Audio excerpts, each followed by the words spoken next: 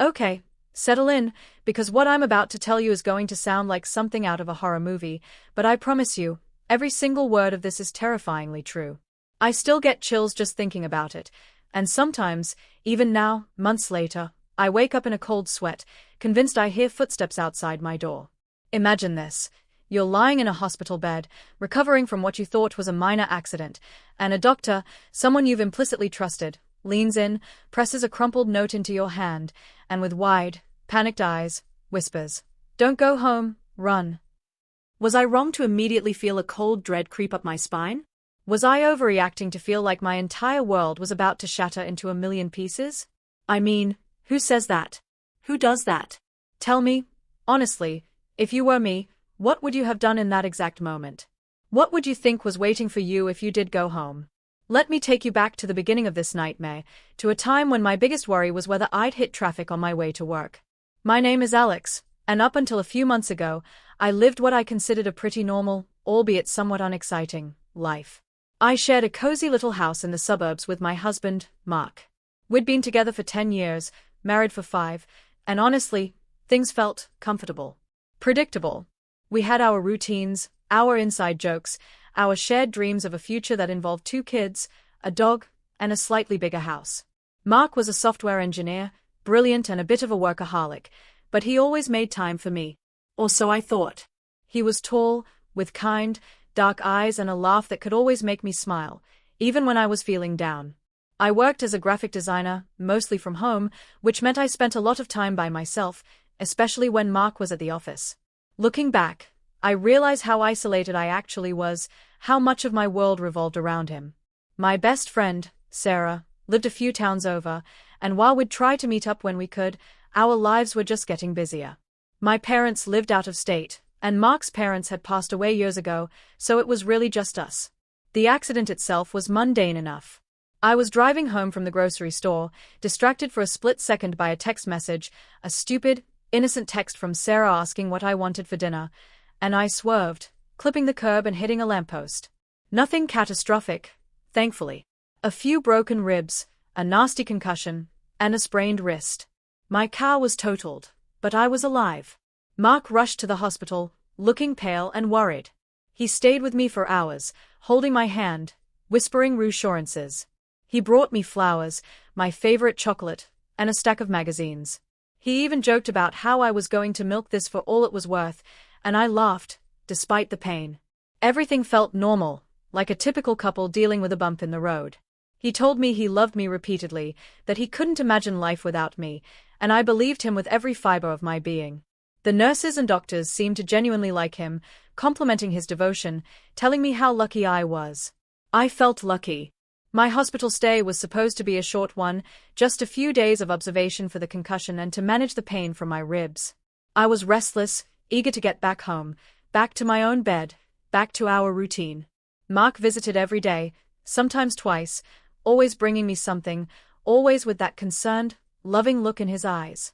I told him he didn't need to stay so long, that he had work, but he'd just smile and say I was more important. I truly thought I had the perfect husband. Then came Dr. Aries. She was a newer doctor on staff, maybe late 30s, with piercing blue eyes and a no-nonsense demeanor, but she had a calm, reassuring presence that I appreciated. She was the one who explained my discharge plan, went over my medication, and checked my vitals every morning. On my last day, just hours before I was scheduled to be released, she came into my room. Mark had just left to grab some coffee, promising to be back to help me pack my few belongings. Dr. Aries closed the door behind her, something she usually didn't do, and my first thought was that she had some bad news about my recovery. My heart clenched. But her expression wasn't one of medical concern. It was something else. Fear. Raw, unadulterated fear.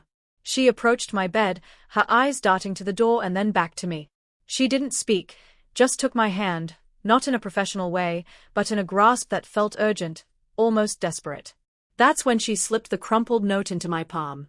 My fingers brushed against the coarse paper, and I felt a tremor run through her hand. "Don't open it here," she whispered, her voice barely audible, her eyes wide and pleading. "Just listen. When you leave, don't go home. Go to the police. Show them this. Do not tell Mark. Do not tell anyone else." She paused, took a quick, shaky breath, and then added, with a chilling intensity that I will never forget, "Run, Alex. Just run."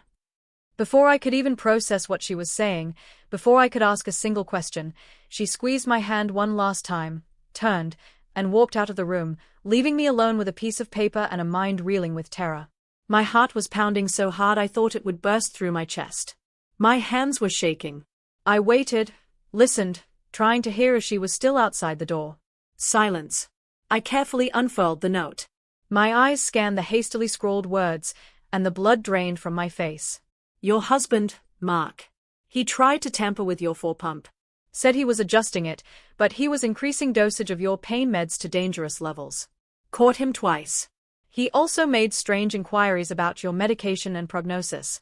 I believe he intends to harm you. He's very convincing. Police are your only option. Get out now. Please." I read it again.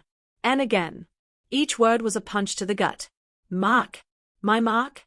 The loving, devoted husband who had been by my side? Trying to harm me? It was impossible. It had to be a mistake. A misunderstanding. A sick joke. But Dr. Ares's face, her sheer terror, was burned into my memory.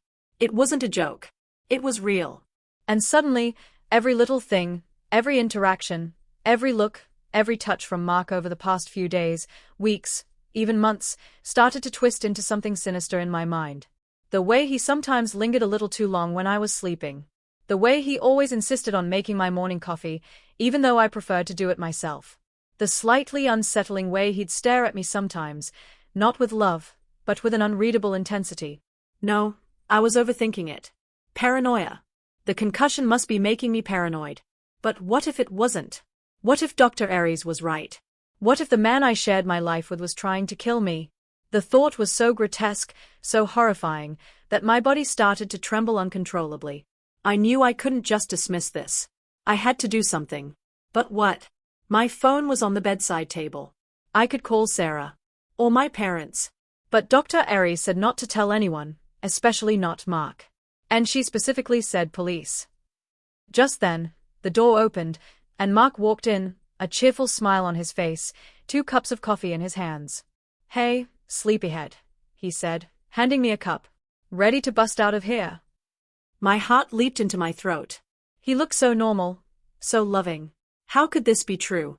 I forced a smile, trying to keep my voice steady. "Almost," I said, my voice coming out a little breathy. "Just waiting for them to give me the final papers." He sat on the edge of my bed, taking my hand in his. His touch, usually comforting, now felt like a viper coiling around my wrist. My mind raced. I couldn't go home with him. I couldn't.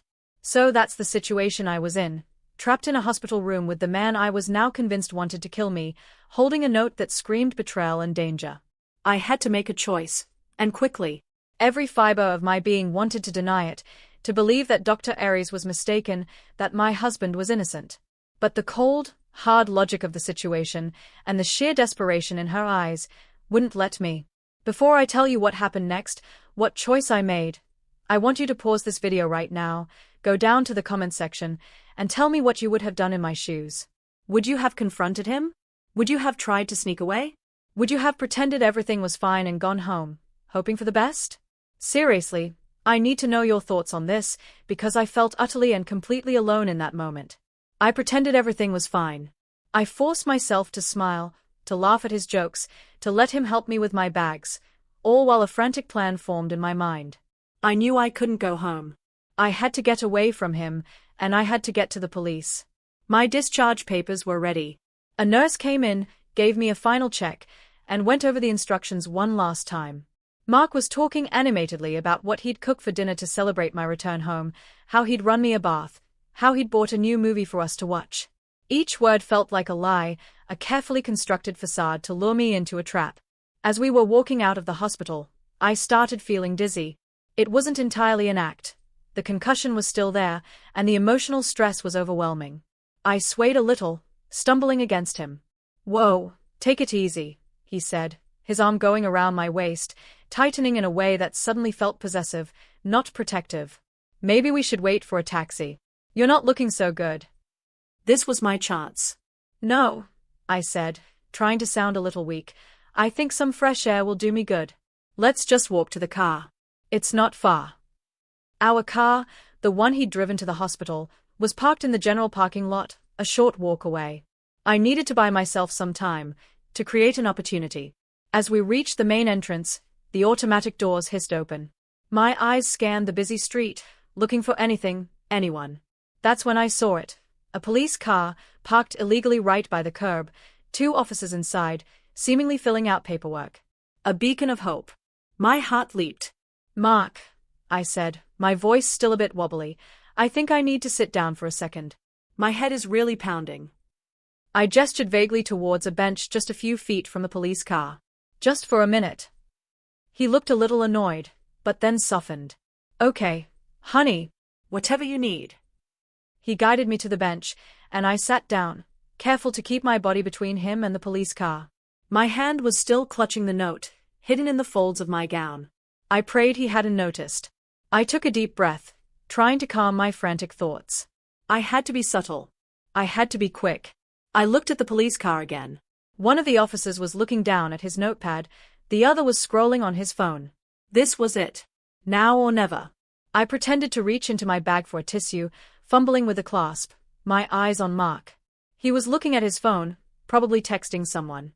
I seized the moment. With a quick, practiced movement, I pulled out the crumpled note and, with a flick of my wrist, tossed it subtly towards the open window of the police car. It landed on the dashboard, a small, white smudge against the dark interior. My heart was a drum solo in my ears. I watched, holding my breath, as the officer on the passenger side slowly looked up, his eyes scanning the area. His gaze landed on the note. He frowned, picked it up, and then his eyes met mine. For a split second, I saw confusion, then a flicker of understanding, and then alarm. He showed the note to his partner. Both of their heads snapped up, their eyes fixed on me, and then on Mark. Mark, oblivious, finally looked up from his phone. "Feeling better?" he asked, a gentle smile on his face. "Ready to go home?" "No," I said, my voice suddenly strong, clear, and unwavering. "I'm not going home with you, Mark." His smile faltered. His eyes narrowed. "What are you talking about? Alex? You're still not feeling well, are you? Let's just get you home, get you rested." His voice was low, laced with a new kind of intensity, a cold edge I'd never heard before. Just then, the police car doors opened, and both officers stepped out, their hands resting on their holsters. "Sir, is everything all right here?" one of them asked, his voice calm but firm.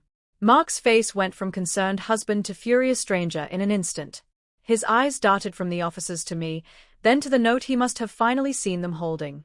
His jaw tightened, and his whole body stiffened. "Everything is perfectly fine, officer," he said, his voice now dangerously smooth. "My wife just had an accident, and she's a little disoriented. We're heading home." "Actually, sir," the other officer interjected, "we received a report of potential domestic disturbance and a concern for Ms. Alex's safety. We'd like to speak with her alone." That's when Mark snapped.